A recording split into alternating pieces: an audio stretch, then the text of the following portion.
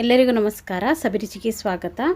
ನಾನಿವತ್ತು ಎಗ್ ಮಸಾಲ ಬೋಂಡ ಮಾಡ್ತಾ ಇದ್ದೀನಿ. ತುಂಬಾ ರುಚಿಯಾಗಿರುತ್ತೆ. ಸಂಜೆ ಟೀ ಟೈಮಲ್ಲಿ ಈ ಥರ ಒಂದು ಎಗ್ ಬೋಂಡವನ್ನು ನೀವು ಕೂಡ ಮಾಡ್ಕೊಳ್ಳಿ, ತುಂಬಾ ಸಖತ್ತಾಗಿರುತ್ತೆ. ಬನ್ನಿ ಈ ಒಂದು ರೆಸಿಪಿನ ಹೇಗೆ ಮಾಡೋದು ಅಂತ ನೋಡೋಣ. ಅದಕ್ಕಿಂತ ಮುಂಚೆ ನೀವು ನಮ್ಮ ಚಾನಲ್ಗೆ ಹೊಸಬರಾಗಿದ್ದರೆ ಇವಾಗಲೇ ನೀವು ಸಬ್ಸ್ಕ್ರೈಬ್ ಮಾಡಿ, ಪಕ್ಕದಲ್ಲಿರುವ ಬೆಲ್ ಐಕನನ್ನು ಕೂಡ ಪ್ರೆಸ್ ಮಾಡಿ. ಅದು ಹೇಗೆ ಮಾಡೋದು ಅಂತ ನೋಡೋಣ. ಮೊದಲಿದಾಗಿ ನಾನೊಂದು ಮಿಕ್ಸಿಂಗ್ ಬೌಲ್ ತಗೊಂಡಿದ್ದೀನಿ. ಅದಕ್ಕೆ ನಾನು ಅರ್ಧ ಕಪ್ಪು ಆಗುವಷ್ಟು ಕಡಲೆ ಹಿಟ್ಟನ್ನು ಸೇರಿಸ್ಕೊಳ್ತಾ ಇದ್ದೀನಿ. ಕಡಲೆ ಹಿಟ್ಟು ನಿಮಗೆ ಬೇಕು ಅಂದರೆ ಪುನಃ ನೀವು ಸೇರಿಸ್ಕೋಬೋದು. ಇಲ್ಲಿ ನಾನೊಂದು 3/4 ಸ್ಪೂನ್ ಆಗುವಷ್ಟು ಖಾರದ ಪುಡಿಯನ್ನು ಹಾಕ್ಕೊಂಡಿದ್ದೀನಿ. 1/4 ಸ್ಪೂನ್ ಆಗುವಷ್ಟು ಅರಿಶಿಣ ಪುಡಿ, ರುಚಿಗೆ ತಕ್ಕಷ್ಟು ಉಪ್ಪನ್ನು ಹಾಕ್ಕೊಂಡಿದ್ದೀನಿ. ಇಲ್ಲಿ ನಾನು ಒಂದು ಈರುಳ್ಳಿಯನ್ನು ಚಿಕ್ಕದಾಗಿ ಕಟ್ ಮಾಡಿ ಅದನ್ನು ಕೂಡ ಹಾಕ್ಕೊಳ್ತಾ ಇದ್ದೀನಿ. ಇಲ್ಲಿ ನಾನು 1 ಹಿಡಿ ಆಗುವಷ್ಟು ಮೆಂತ್ಯ ಸೊಪ್ಪನ್ನು ಕೂಡ ತಗೊಂಡಿದ್ದೀನಿ. ಅದನ್ನು ಕೂಡ ನೋಡಿ ಚೆನ್ನಾಗಿ ಕ್ಲೀನ್ ಮಾಡಿ ತೊಳೆದು ಈ ಥರ ಚಿಕ್ಕದಾಗಿ ಕಟ್ ಮಾಡಿ ಇಟ್ಕೊಂಡಿದ್ದೀನಿ.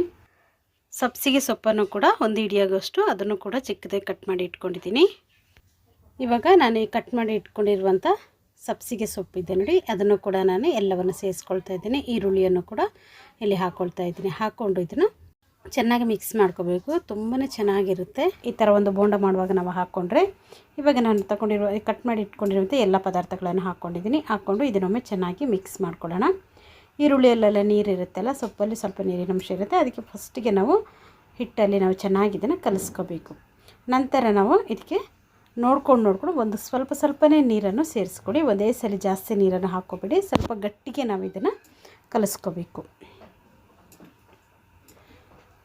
ನೋಡಿ, ಇಷ್ಟು ಗಟ್ಟಿಗೆ ನಾನು ಕಲಿಸ್ಕೊಂಡಿದ್ದೀನಿ. ಇನ್ನೂ ಇದಕ್ಕೆ ಒಂದು ಸ್ವಲ್ಪ ನೀರನ್ನು ಸೇರಿಸ್ಕೊಳ್ತಾ ಇದ್ದೀನಿ. ಇವಾಗ ಇದನ್ನೊಮ್ಮೆ ಚೆನ್ನಾಗಿ ಮಿಕ್ಸ್ ಮಾಡ್ಕೋಬೇಕು.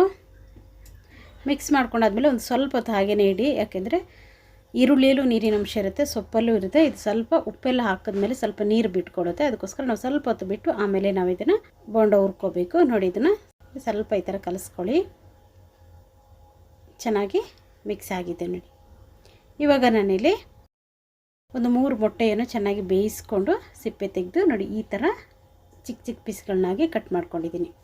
ಇವಾಗ ಇದನ್ನು ಚೆನ್ನಾಗಿ ಈ ಥರ ಕೋಟಿಂಗ್ ಮಾಡ್ಕೋಬೇಕು. ಸ್ಪೂನಲ್ಲೇ ನೀವು ಈ ಥರನೇ ತೆಗೆದು ನೀವೇ ಎಣ್ಣೆಗೆ ಹಾಕ್ಕೊಳ್ಳಿ.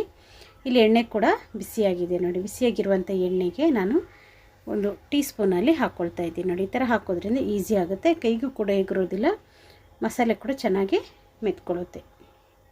ಇದನ್ನು ನೀವು 2 ಸಲ ನೀವು ಫ್ರೈ ಮಾಡ್ಕೋಬೇಕು. ನೋಡಿ, ಇಲ್ಲಿ ಹಾಕ್ಕೊಳ್ತಾ ಇದ್ದೀನಿ. ಉರಿಯನ್ನು ಸಿಮ್ಮಲ್ಲಿ ಇಟ್ಕೊಳ್ಳಿ. ಎಣ್ಣೆ ಚೆನ್ನಾಗಿ ಬಿಸಿ ಆದಮೇಲೆ ಉರಿಯನ್ನು ನೀವು ಸಿಮ್ಮಲ್ಲಿ ಇಟ್ಕೋಬೇಕು. ಇವಾಗ ಇದನ್ನು ತಿರುಗಿಸಿ ಇನ್ನೊಂದು ಸೈಡು ಫ್ರೈ ಮಾಡ್ಕೋಬೇಕು. 2 ಸೈಡು ಸ್ವಲ್ಪನೇ ಫ್ರೈ ಮಾಡ್ಕೊಳ್ಳಿ. ಮೊದಲಿದಾಗಿ ನೋಡಿ 2 ಸೈಡು ಫ್ರೈ ಮಾಡ್ಕೊಳ್ತಾ ಇದ್ದೀನಿ. ನೋಡಿ, ಇಷ್ಟಾದರೆ ಸಾಕು. ಇವಾಗ ನಾನು ನೋಡಿ ಮೊಟ್ಟೆ ಎಲ್ಲ ಕಾಣಿಸ್ತಾ ಇದೆಯಲ್ಲ, ಈ ಥರ ಆಗಬಾರ್ದು. ಇದನ್ನು ನಾವು ಇನ್ನೊಂದು ಕೋಟಿಂಗ್ ಮಾಡ್ಕೋಬೇಕು.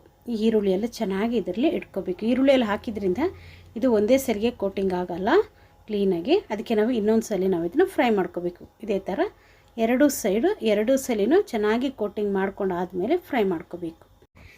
ಈ ಒಂದು ಮೊಟ್ಟೆ ಬೋಂಡಗೆ ನಾವು ಈರುಳ್ಳಿ, ಸಬ್ಸಿಗೆ ಸೊಪ್ಪೆಲ್ಲ ಹಾಕ್ಕೊಂಡಿದ್ದೀವಲ್ಲ, ಅದರಿಂದ ಅದನ್ನು ತುಂಬ ಚಿಕ್ಕದಾಗಿ ಕಟ್ ಮಾಡಿ ಹಾಕ್ಕೊಳ್ಳಿ. ಆವಾಗ ತುಂಬಾ ಚೆನ್ನಾಗಿರುತ್ತೆ. ಇದೇ ಥರ ನಾನು ಉಳಿದಿರುವಂಥ ಎಲ್ಲ ಮೊಟ್ಟೆಯನ್ನು ಮಾಡ್ಕೊಳ್ತೀನಿ. ಚೆನ್ನಾಗಿದು ಕಲರ್ ಚೇಂಜ್ ಆಗೋವರೆಗೂ ಚೆನ್ನಾಗಿ ಇದನ್ನು ಫ್ರೈ ಮಾಡ್ಕೊಳ್ಳಿ. ಈ ಬೋಂಡಕ್ಕೆ ನಾವು ಸಬ್ಸಿಗೆ ಸೊಪ್ಪು, ಮೆಂತ್ಯ ಸೊಪ್ಪೆಲ್ಲ ಹಾಕಿದ್ರಿಂದ ತುಂಬಾ ಸೂಪರಾಗಿರುತ್ತೆ. ಪರಿಮಳ ಅಂತೂ ತುಂಬಾ ಚೆನ್ನಾಗಿರುತ್ತೆ. ಟೇಸ್ಟು ಅಷ್ಟೇ ಚೆನ್ನಾಗಿರುತ್ತೆ. ನೀವು ಕೂಡ ಇದನ್ನೊಮ್ಮೆ ಟ್ರೈ ಮಾಡಿ ನೋಡಿ. ಇದನ್ನು ನಾನು 2 ಸೈಡು ಚೆನ್ನಾಗಿ ಫ್ರೈ ಮಾಡ್ಕೊಂಡಿದ್ದೀನಿ. ಇವಾಗ ಇದನ್ನೆಲ್ಲ ತೆಗೆದು ಬಿಡೋಣ. ತುಂಬಾ ಸುಲಭವಾಗಿ ನಾವು ಈ ಎಗ್ ಮಸಾಲ ಬೋಂಡವನ್ನು ಮಾಡ್ಕೋಬೋದು. ನೀವು ಕೂಡ ಇದನ್ನೊಮ್ಮೆ ಟ್ರೈ ಮಾಡಿ. ಈ ವಿಡಿಯೋ ನಿಮಗೆ ಇಷ್ಟ ಆಯ್ತಂದರೆ ಲೈಕ್ ಮಾಡಿ, ಶೇರ್ ಮಾಡಿ, ಸಬ್ಸ್ಕ್ರೈಬ್ ಮಾಡಿ. ವಿಡಿಯೋ ನೋಡಿದ್ದಕ್ಕಾಗಿ ಧನ್ಯವಾದಗಳು. ನಾನು ಸಬಿ.